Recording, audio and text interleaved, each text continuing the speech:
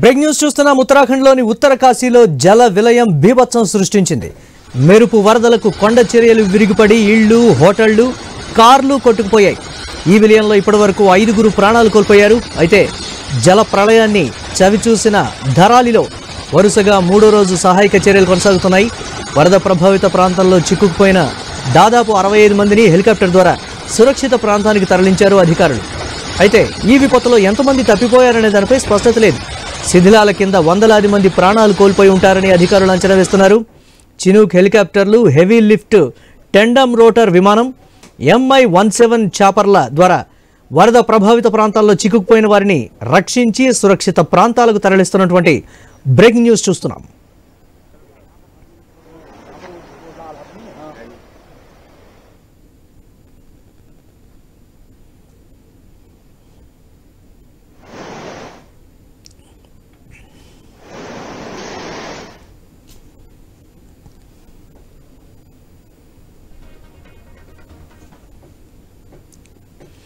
ప్రతికూల వాతావరణ పరిస్థితులు సహాయక చర్యలకు సవాల్గా మారాయి. భారీ వర్షాలు, విరిగిపడుతున్న కొండ చర్యల కారణంగా ధరాలీకి వెళ్లే రోడ్లన్నీ మూసుకుపోయాయి.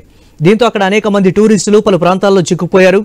గంగోత్రి, ఇతర ప్రాంతాల్లో చిక్కుకుపోయిన దాదాపు 274 మంది పర్యాటకులను రెస్క్యూ టీం ఉత్తరకాశీ, డెహ్రాడూన్కు తరలిస్తోంది.